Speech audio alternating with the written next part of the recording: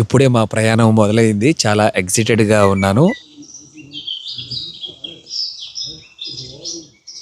ఈ లొకేషన్ నా favourite location. ఇందాక అడవిలో తిరిగింది అదొక వెరైటీ, ఇదొక వెరైటీ. కెనాల్స్ కనీసం 1300 కిలోమీటర్లు విస్తరణ పొందిందంట. జర్మన్లో మన నిరంజన్ అన్నయ్య వాళ్ళ పాపను పరిచయం చేసుకున్నాం కదా. మన భారతీయులకి ప్రతి ఒక్కరికి ముఖ్యమైనది ఒకటి ఉంటుంది. అది మన నేషనల్ యాంథమ్. ఇక్కడ పెరిగినా కూడా నేషనల్ యాంథమ్ చక్కగా ప్లే చేసి మరి ఎక్కడ మిస్ అవ్వకుండా చేస్తారు.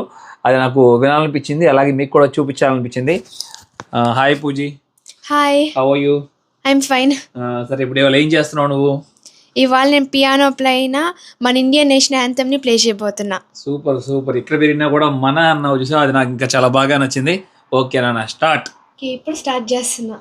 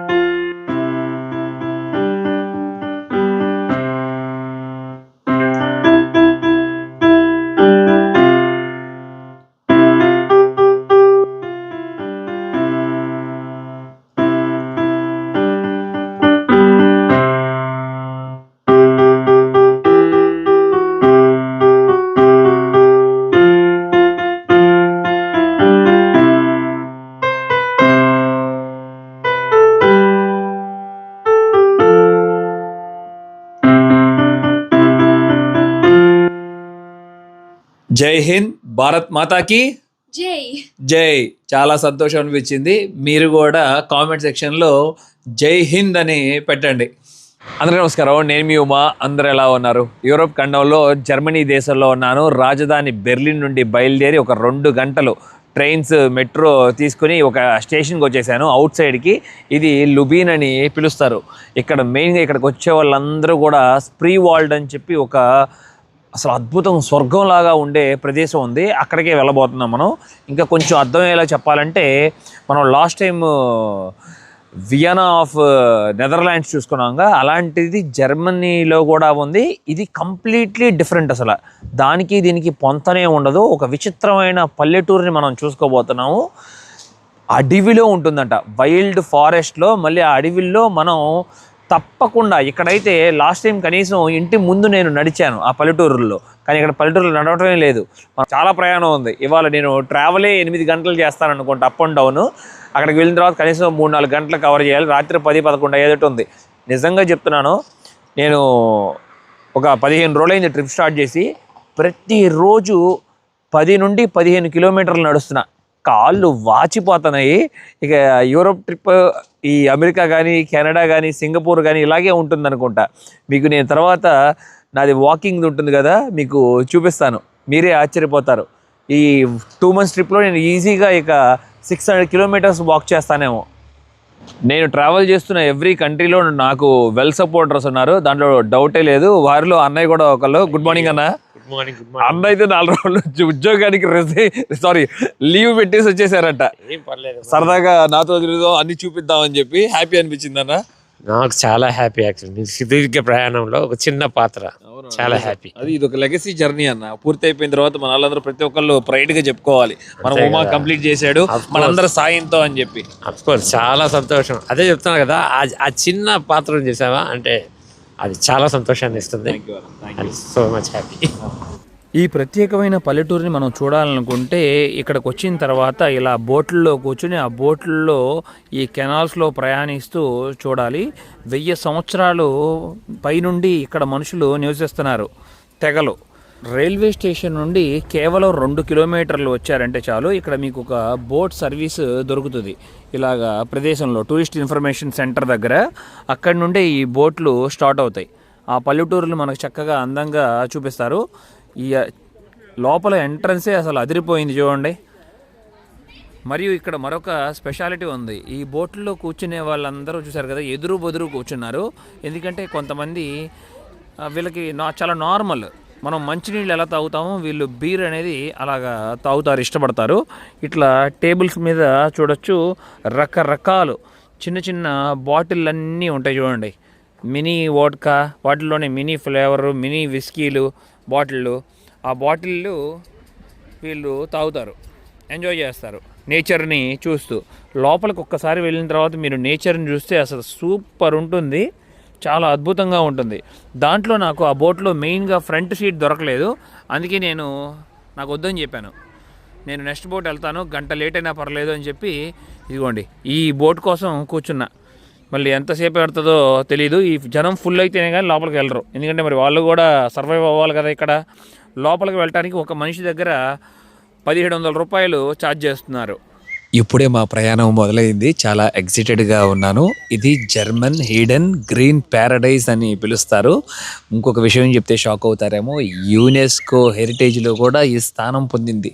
అంత ప్రత్యేకమైన గొప్ప ప్రదేశం ఇప్పుడు మనం ఎక్స్ప్లోర్ చేస్తున్నది ఇది. ఇప్పుడే మరొక బోట్ టూర్ కంప్లీట్ చేసుకుని వస్తున్నారు. 1:40 నిమిషాలు పడుతుంది ఇవి మనం ఎక్స్ప్లోర్ చేయడానికి ఈ ప్రాంతాన్ని. ఈ అడవిలో ప్రత్యేకంగా ఉండే దోమలు చూడండి ఎంత పెద్దగా ఉండేవో అవి. అప్పుడు నిజంగానే ఇక్కడికి వచ్చిన వాళ్ళు కూడా చాలామంది చెప్పారు నాకు, కనీసం 6 ఇంచు పైన ఉంటాయంట ఒక్కొక్క దోమ. ఎటు చూసినా కూడా దట్టమైన అడవిలాగా కనపడుతుంది మనకి ఈ 1:40 నిమిషాల్లో. అలాగే లోపలే కొంతమంది ఇలాంటి టూర్ బోట్స్లోనూ ట్రావెల్ చేస్తారు, కొంతమంది ఏమో కయాక్ బోట్ తీసుకుని వాళ్ళే ఈ ప్రదేశాన్ని ఎక్స్ప్లోర్ చేయడానికి బాగా ఇష్టపడతారు కూడా. ఇక్కడ లోపల కూడా కొన్ని హోటల్స్ కూడా ఉన్నాయి, మనకు కావాలనుకుంటే ఇక్కడ స్టే చేయొచ్చు, కానీ చాలా ఖరీదు ఉంటుంది ఇక్కడ. Day trip okay. 1000 సంవత్సరాల పైన పూర్తి చేసుకుంటున్నా కూడా వీళ్ళ కల్చర్ని అలాగే వీళ్ళ లాంగ్వేజ్ని మర్చిపోకుండా వీళ్ళు అలాగే ఫాలో చేసుకుని వస్తున్నారట. మెయిన్గా ఇక్కడ ఉండే తెగ వాళ్ళని సార్బ్స్ అని పిలుస్తారంట. ఇప్పుడు మనం ఆఫ్రికా వెళ్ళినప్పుడు ముర్సి, మస్సై ఇలా చెప్పుకున్నాం కదా, హడ్జాబే, అలాగే ఇక్కడ కూడా చాలా తెగలు ఉండేవి. నీరంటే భయం లేని వాళ్ళు కొంతమంది ఇలాగా కయాకింగ్ కూడా రెంట్ తీసుకొని వాళ్ళే ఎక్స్ప్లోర్ చేస్తారు ఇలాంటి ప్రదేశాలని. ఇలా చేయటం నాకు కూడా చాలా ఇష్టం, బాగుంటుంది, చాలా ఫన్గా ఎగ్జైటెడ్గా అనిపిస్తుంది. ఇవ్వండి అక్కడ వాళ్ళేమో 2 పిల్లలు. ఈ ప్రదేశం పేరు వీళ్ళు స్ప్రీ వాల్డ్ అని పెట్టారు. స్ప్రీ అంటే రివర్ అని అర్థం, వాల్డ్ అంటే ఫారెస్ట్ అని అర్థం, రివర్ ఫారెస్ట్. ఈ కెనాల్స్ కనీసం 1300 కిలోమీటర్లు విస్తరణ పొందిందంట. మీరు ఆశ్చర్యపోతారు, వాటిల్లో మనకి కేవలం 300 కిలోమీటర్ల వరకే యాక్సెస్ ఉంది. అప్పట్లో అసలు ఎలా నివసించేవారో మీరు ఊహించుకోవచ్చు. చిన్న చిన్న బోట్ల సాయంతో వీటిల్లో ప్రయాణిస్తూ ఉండేవారు ఆ తెగలందరూ. మీకు హోటల్స్ ఉంటాయని చెప్పాను కదా, ఇలాగ లగ్జరియస్ హోటల్స్ అన్నీ కూడా ఉంటాయి, కానీ చాలా ఖరీదు ఉంటాయి. ఒక రోజుకే 20,000 రూపాయలు అలా ఉంటుంది. బట్ చాలా మంచి సమయం గడపచ్చు ఇక్కడ ఈ కెనాల్స్ ముందు స్టే. ఎక్కడ చూసినా కూడా నేచర్లో దొరికేవే బాగా ఉపయోగిస్తున్నారు, ఎక్కడ స్పాయిల్ చేయకుండా. చూడండి ప్లాస్టిక్ కానీ ఐరన్ కానీ వాడకం చాలా తక్కువ. ఇలాంటి వుడెన్ బ్రిడ్జెస్ చాలా వరకు మనం గమనించుకోవచ్చు ఈ కెనాల్స్ని ఒక పక్క నుండి మరొక వైపు దాటడం కోసం.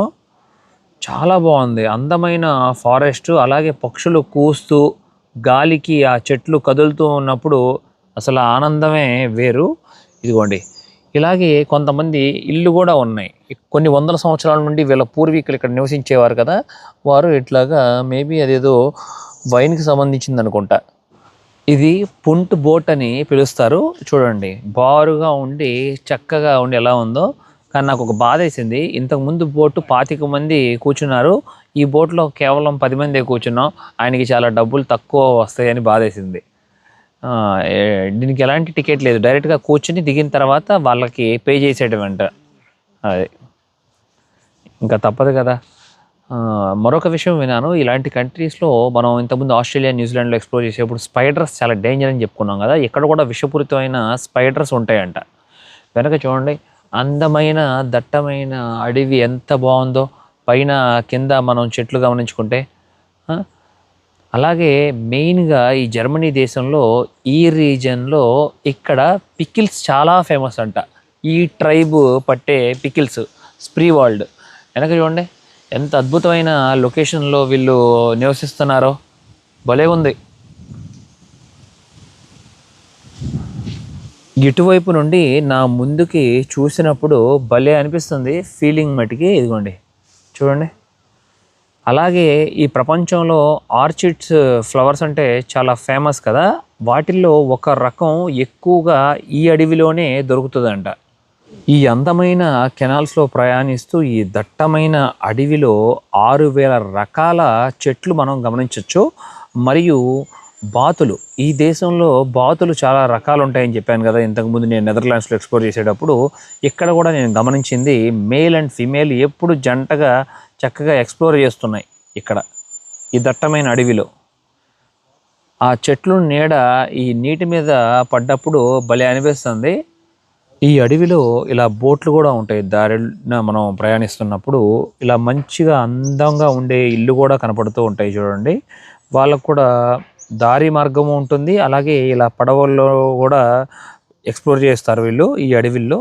మెయిన్గా వీళ్ళు కొన్ని మూఢనమ్మకాలు కూడా నమ్ముతారు. అప్పట్లో ఇవి చాలా బాగా ఎక్కువగా నమ్మేవారు. మీకు గుర్తుంది కదా, అది పాత రోజుల్లో, అది భారతదేశం అయినా సరే, అది ఏ దేశం అయినా కూడా, ఒక తెల్ల అమ్మాయి ముసుగు వేసుకొని ఈ అడవిల్లో తిరుగుతూ, కొంతమంది అప్పట్లో వ్యవసాయం చేసుకునే వాళ్ళు కదా అడవిల్లో, వాళ్ళ దగ్గరికి వెళ్ళి పొడుపు కథలు అడిగేదంట. ఆ కథలు అడిగినప్పుడు వాళ్ళు సమాధానం చెప్పకపోతే వాళ్ళని శిక్షించేదంట. అది ఒక దెయ్యం అంట చెప్తారు వాళ్ళు, కొంతమంది ఏమో ఆత్మ అని పిలుస్తారు.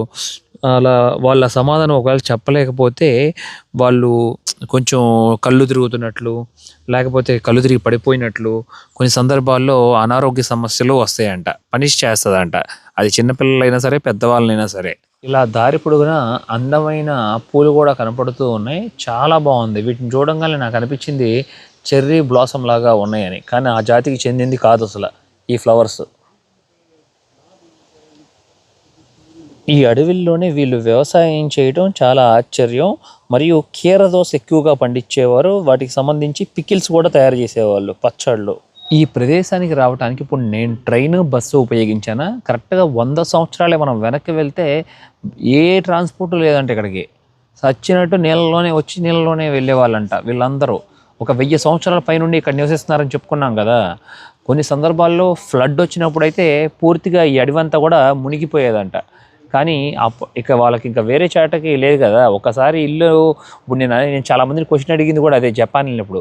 జపాన్లో సంవత్సరానికి అన్ని వేల సార్లు భూకంపం వచ్చినా కూడా, మనుషులు చనిపోతున్నా కూడా, కళ్ళ ముందు చూస్తున్నా కూడా వీళ్ళు వదిలి వేరే దేశం వెళ్ళిపోరు. అంటే ఇక వాళ్ళు పుట్టిన మదర్ కంట్రీ కదా, ఇక దాన్ని వదిలి వెళ్ళలేరు. అది ఇప్పుడు నేనైనా సరే ఎంత మన ఊర్లో ఎన్ని సమస్యలు వచ్చినా కూడా ఆ సమస్యలను పూర్తి చేసుకుని ముందుకు వెళ్ళడానికి ప్రయత్నిస్తాం, కానీ పారిపోం కదా. అలా అప్పుడు అనిపించింది జపాన్ వాళ్ళు చెప్పిన, నేను కూడా లెసన్ నేర్చుకున్నాను. అది ప్రాణభయంతో ఎంత దూరం పరిగెడతాం మనం, ఎప్పటికైనా పోవాల్సిన వాళ్ళమే. అది టైం వచ్చినప్పుడు ఎవ్వరూ ఆపలేరు.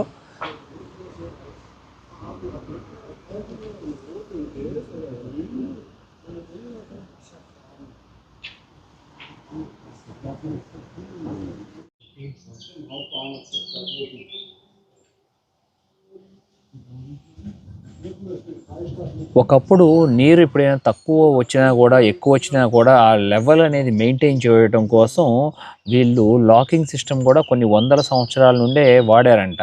అసలు మెయిన్గా ఈ లాకింగ్ అంటే మనం లాక్లు అంటాం కదా, నీళ్ళని లెవెల్స్ పైకి కిందకి లేకపోతే స్టోర్ చేసుకోవడానికి ఉపయోగించే వాళ్ళం. అవి అసలు మొట్టమొదట కనుగొన్నది చైనా వాళ్ళని చెప్తున్నారు హిస్టరీ ప్రకారంగా మాట్లాడుకుంటే. అప్పట్లో 2700 సంవత్సరాల క్రితం ఎవరికి ఏం జరిగిందో ఎవరికి తెలుస్తుంది? మనుషులు రాసిన కథలని నేను నమ్ముతాను. మన పూర్వం అయితే పూర్తిగా హిస్టరీ కూడా చెరిపేశారు, కానీ మనకి కూడా చాలా గొప్ప చరిత్ర ఉంది కదా. నేను నమ్ముతాను ఆ లిస్టులో మన భారతీయులు కూడా తప్పకుండా ఉండుంటారని. మేబీ 10,000 సంవత్సరాల క్రితమే మన ముందు కనిపెట్టుంటారు. ఎందుకంటే వ్యవసాయం కూడా పుట్టింది ఎప్పుడో నుండి కదా, మన దగ్గర నుండి కూడా. మనకి వాళ్ళకి అసలు కాంటాక్టే లేదు మరి హిస్టరీలో ఎక్కడైనా సరే. మధ్యలో హిమాలయాలు కొండలు ఉండటం వల్ల అనుకుంటా. తూనీగలు ఉన్నాయి. ఆ తూనీగలు గ్రీన్ కలర్లో ఉండి డార్క్ బ్లూలో ఉండి భలే ఉన్నాయి. నేను ఇంతకుముందు మన భారతదేశంలో చూసినవి వేరు, ఇవి వేరు. అన్నయ్య చెప్తున్నారు. అన్నయ్య నాకన్నా కొన్ని సంవత్సరాలు పెద్దవారు కదా, చిన్నప్పుడు అంట హెలికాప్టర్స్ అని పిలిచేవారంట. అన్నయ్య జ్ఞాపకాలు వాటిని పట్టుకుని ఆడుకునే వాళ్ళం, గుర్తుందా చిన్నప్పుడు? అది చిన్నప్పుడు కదా, తప్పులు చేస్తూ ఉంటాము, ఇప్పుడు చేయం మళ్ళీ. చిన్నప్పుడు చాలా బ్యాడ్ చేసేవాను. దారం కడతారు కదన్నా, అది నేను చూశాను, కానీ చంపం వాటిని. తెలియదు, చిన్నపిల్లలు ఆటకాయితనంగా కొన్ని మిస్టేక్స్ చేస్తాం. అది ఇప్పుడు గుర్తు చేసుకుంటే బాధ వేస్తూ ఉంటుంది.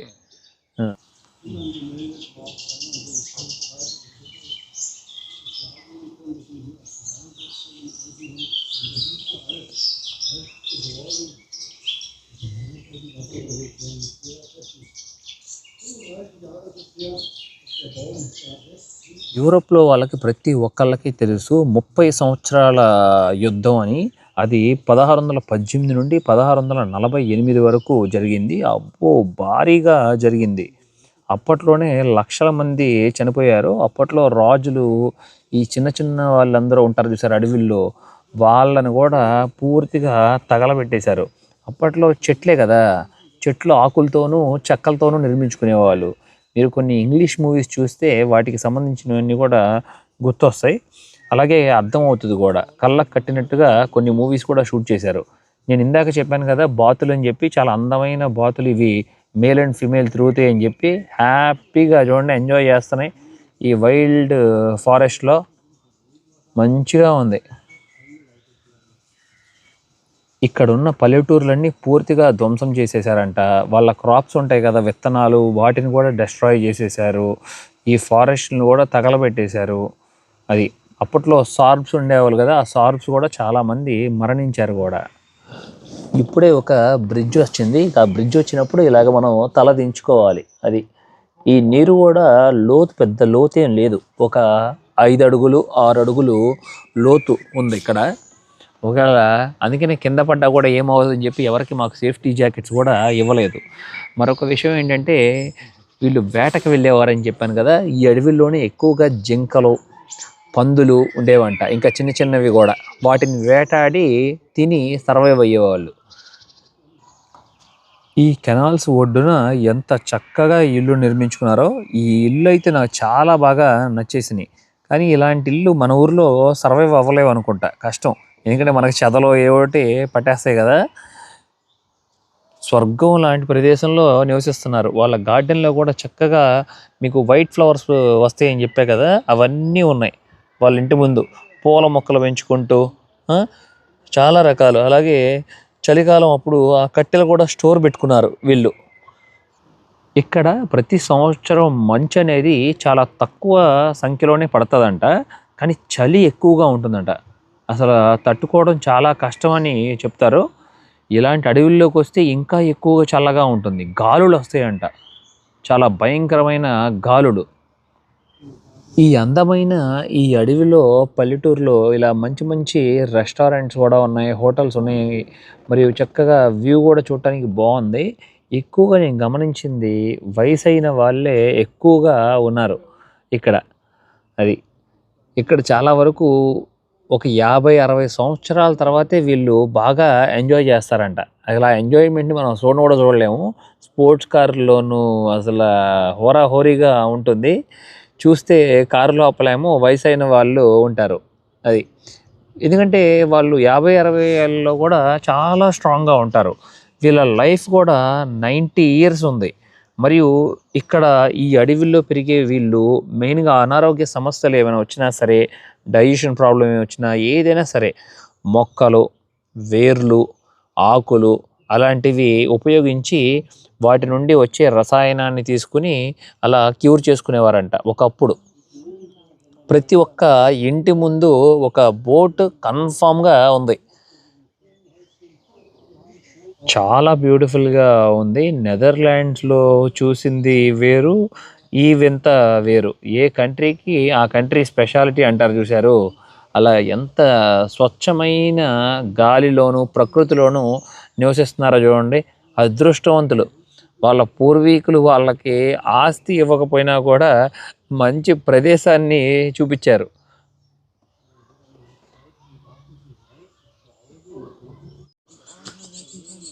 ఈ లొకేషన్ నా ఫేవరెట్ లొకేషను. ఇందాక అడవిలో తిరిగింది అదొక వెరైటీ, ఇదొక వెరైటీ. ఆకాశం కింద నీటి మీద కనపడటం ఆ నీడ భలే అనిపిస్తుంది కదా అసలు చూడండి. చుట్టూత పచ్చదనం, అందమైన ఇల్లు, ఎటు చూసినా కూడా చెట్లు. ఆ, ఓరి దేవుడా, సూపర్ ఉంది అసలు. మనం సిటీలో ఎలక్ట్రిక్ లైన్ పైన వెళ్ళటం గమనించాం కదా, అండర్ గ్రౌండ్లో వెళ్ళటం గమనించాం కదా, ఇక్కడ అంతా బయట ఉంది. అలాగే అందరూ డిష్ టీవీ పెట్టుకొని రన్ చేస్తున్నారు ఇక్కడ. Wow, best. అలాగే ఈ కెనాల్స్లో, ఈ కాలువల్లో మనం చూస్తే తామర పూలు కూడా వస్తాయి అనుకుంటా. వాటికి సంబంధించిన ఆకులు ఉన్నాయి. ఇప్పుడు కాదనుకుంటా మరి సీజను. ఇదిగోండి ఎల్లో కలర్లో భలే ఉంది కదా అసలు హౌస్. చిన్న ఇల్లు, హ్యాపీగా సంతోషంగా ఉన్నారు. కింద బయట పక్క మనం చూసుకుంటే రోజా పూ చెట్లు, ఎక్కడ చూసినా కూడా రోజా పూ చెట్లు. వావ్, అనుకుంటారు కానీ ఇది చాలా తక్కువ అనుకుంటారు. ఈజీగా నాకు తెలిసి 2 కోట్ల రూపాయలు పైన ఉంటుందేమో ఆ ఇల్లు, ఆ చిన్న ఇల్లు కొనాలంటేనే. సిటీకి 100 కిలోమీటర్ల దూరంలో హ్యాపీగా బతుకుతున్నారు, ఎలాంటి పొల్యూషన్లో లేకుండా. ప్రతి ఒక్కళ్ళ ఇంటి ముందు ఒక బ్యారెల్ తప్పకుండా ఉంది చూడండి. ఆ బ్యారెల్లో వాళ్ళకి కావాల్సిన సామాన్లు ఏమైనా భద్రపరుచుకుంటారేమో మరి వీళ్ళ కల్చర్లో. కనుక్కొని చెప్తాను ఇప్పుడే మీకు. ఒక అందమైన జంట చక్కగా లైన్ వెనక నుండి ప్యాడల్ చేస్తున్నారు, హ్యాపీగా ఎక్స్ప్లోర్ చేస్తున్నారు ఈ ప్రాంతాన్ని. Enjoy enjoy. చక్కగా చేయెత్తితే నవ్వుతూ పలకరిస్తున్నారు, హ్యాపీ అనిపించింది. ఇప్పుడే మీకు ఒక బ్యారల్ చూపించాను కదా, దానికి సంబంధించింది నేను ChatGPTలో సెర్చ్ చేస్తే చెప్తుంది. చాలా గుడ్ అబ్జర్వ్ చేశారు మీరు అని. ఎందుకంటే వీళ్ళ కల్చర్లోనే ఇందాక పికిల్స్ అన్నాను కదా, వీళ్ళు మనమేమో జాడీలు వాడేవాళ్ళం, మట్టి కుండలు వాడేవాళ్ళం. వీళ్ళు ఆ వుడెన్ బ్యారల్స్ వాడేవారంట. ఆ బ్యారల్ నుంచోబెట్టి ఆ బ్యారల్లో ఏమేమి వేసేవాళ్ళు చెప్తాను మీకు. వాటర్ పోసేవాళ్ళు, వెల్లుల్లి వేసేవాళ్ళు, ముల్లంగి, మస్టర్డ్ సీడ్స్ అంటే ఆవాలు కదా, మస్టర్డ్ సీడ్స్ అంటే ఆవాలే కదా. ఇంకా కొన్ని హెర్బ్స్ కూడా, ఇవన్నీ కలిపి డిల్ అన్నారు. DILL అంటే ఏంటి అది కూడా నేను చూసి పెడతాను ఒకవేళ పాసిబుల్ ఉంటే. ఇవన్నీ కలిపి దాంట్లో పెట్టేసి మూత పెట్టేస్తారంట. మూత పెట్టేసి ఊరబెడతారు, అది ఫెర్మెంట్ చేస్తారు. కొన్ని రోజుల తర్వాత ఇక బయటికి తీసి సేల్ చేసుకుంటారు, అలాగే ఇంట్లో కూడా వాడుకుంటారు. బాగుందా? బ్యాక్ సైడ్ వ్యూ అంతా బాగా ఎంజాయ్ చేస్తున్నారా మీరు? సూపర్ ఉంది, ఎటు చూసినా బాగా ఎంజాయ్ చేస్తున్నాను. స్వర్గం లాంటి ప్రదేశంలో నివసిస్తున్నారు వీళ్ళు. చూడండి ఎంత చిన్న ఇల్లు కట్టుకుని. వీళ్ళకి పార్టీస్ అంటే కూడా చాలా ఇష్టం. వాళ్ళ ఇంటి ముందే చక్కగా కూర్చొని కెనాల్స్ చూస్తూ, ఈ అడవిని చూస్తూ మంచి సమయం గడుపుతారు. యూరోప్లో తిరుగుతున్నప్పుడు నాకు ఒకళ్ళు చెప్పారు, వీళ్ళంట చాలా స్ట్రాంగెస్ట్ పీపుల్, అలాగే మైండ్ విషయంలో కూడా చాలా గొప్ప గొప్ప సైంటిస్టులు కూడా పుట్టారు ఇక్కడ జర్మన్లో. నేను మన కామెంట్ సెక్షన్లో కూడా నేను చూస్తూ ఉన్నాను, మన వాళ్ళు చెప్తున్నారు డీజిల్ ఇంజిన్లు కనిపెట్టింది ఇక్కడేనంట మొట్టమొదట. అంటే ఇలాంటి ఉదాహరణ తీసుకుంటే ఇలాంటివి చాలా చాలా కనిపెట్టారు ఇక్కడ. పెద్ద పెద్ద సైంటిస్టులు ఉన్నారు. మరియు వీళ్ళ పుట్టక గురించి నేను చెప్తాను, ఒకటి చెప్తా సింపుల్గా. నా చేతి ఫింగర్స్ ఉన్నాయి చూశారు, ఈ 2 ఫింగర్స్ కలిపితే ఎంత ఉంటుందో వీళ్ళ ఒక్క ఫింగర్ అలా అంత ఉంటుంది. ఇక ఊహించుకోండి వాళ్ళు ఎంత స్ట్రాంగో. అమ్మాయిలు అబ్బాయిలు మెయిన్ ఎలా చెప్పాలంటే విలేజెస్లోకి వచ్చి చూడాలి మీరు అలాంటి ఒరిజినల్ అసలు యూరోపియన్ పీపుల్ని చూడాలంటే. సిటీలో అంతా బ్రీడ్ అంతా చేంజ్ అయిపోయింది. Ich hab deutsche Sprache verstanden, wa? Anbeißen.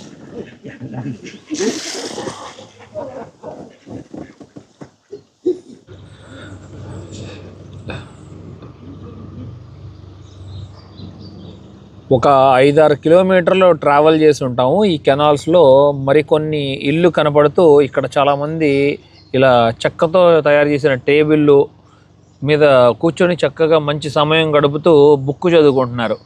చాలా వరకు అవి కనపడ్డారు నాకు ఈ పీపుల్.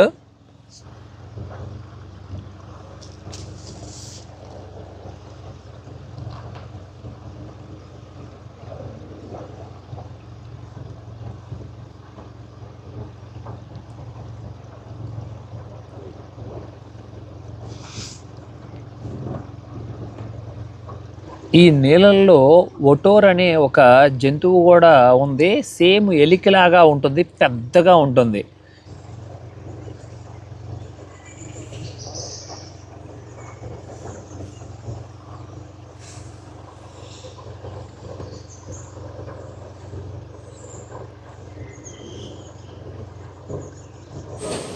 రైల్వే స్టేషన్ బయట ఒక ప్రత్యేకమైన మాన్యుమెంట్ ఉంది.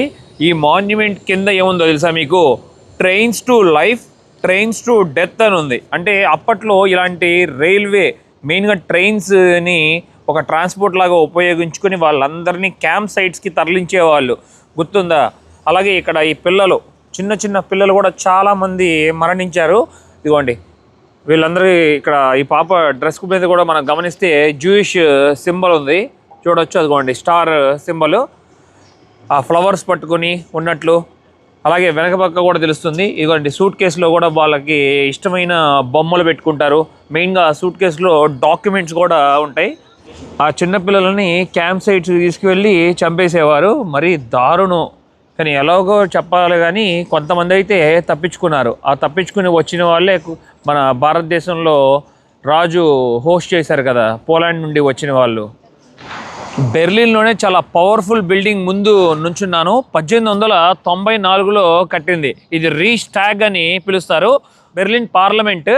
అలాగే పైన కూడా మనం గమనించుకుంటే వీళ్ళ జాతీయ పతాకం మరియు యూరోపియన్ యూనియన్ ఫ్లాగ్ కూడా ఉంది ముందే. వీటి లోపలకు కూడా మనం టూర్ వెళ్ళొచ్చు. సింపుల్గా ఒక స్టోరీ చెప్పుకుందాం. 1933లో అడాల్ఫ్ హిట్లర్ పదవి ఎక్కినప్పుడు దీని లోపల ఒక ఫైర్ యాక్సిడెంట్ జరిగింది. ఆ ఫైర్ యాక్సిడెంట్ ఎవరు చేశారో ఇప్పటికి కూడా ఎవరికీ తెలియదు. అపోజిషన్ పార్టీ ఉంటుంది కదా, ఆ పార్టీ మీద బ్లేమ్ చేసి వాళ్ళందరినీ పట్టుకొని చాలా చిత్రహింసలు పెట్టాడు అతను. ఆ తర్వాత ఎలాంటి మీటింగ్స్ అయినా వాళ్ళ టీంతో మాట్లాడేటప్పుడు ఇక్కడ అసలు పార్లమెంట్లో చేసేవాడు కాదు, ఒపేరా హౌస్లో చేసేవాడంట హిట్లర్ వెళ్ళి. కానీ ఆ కట్టడం చూశారు కదా ఎలా ఉందో అసలు. 1945లో అడాల్ఫ్ హిట్లర్ చనిపోయాడు. సోవియట్ యూనియన్ కూడా ఒక పార్ట్ కదా, వాళ్ళు దీని మీద ఫ్లాగ్ ఎగరవేశారు. అప్పుడు సోవియట్ యూనియన్ ఫ్లాగ్. ఈ పార్లమెంట్లో మెయిన్గా ఏంటంటే ఇంపార్టెంట్ అయినది పైన గ్లాస్ డోమ్. ఆ గ్లాస్ డోమ్కి వెళ్ళి చూడటానికి బాగా ఇష్టపడతారు. లోపలికి వెళ్ళిన తర్వాత కిందకి వంగి చూడొచ్చు. అంటే వాళ్ళ ఆ మీనింగ్ ఏంటంటే గవర్నమెంట్ ఎప్పుడు కింద ఉంటుంది, పీపుల్ అనే వాళ్ళు పైన ఉంటారు. మేజర్ హ్యాండ్ వచ్చి పీపుల్ది, గవర్నమెంట్ది కాదు అని తెలియజేయడానికి అలా చేశారంట. ఇవాళ అందమైన పల్లెటూరు నేషనల్ యాంథమ్ విన్నారు కదా, చాలా బాగా అనిపించి ఉంటుంది మీకు. నచ్చినట్లయితే నా ప్రయాణం లైక్, షేర్ అండ్ సబ్స్క్రైబ్ చేసుకోండి. నన్ను చాలా సపోర్ట్ చేసిన వారు అవుతారు. Thank you, love you all, bye bye.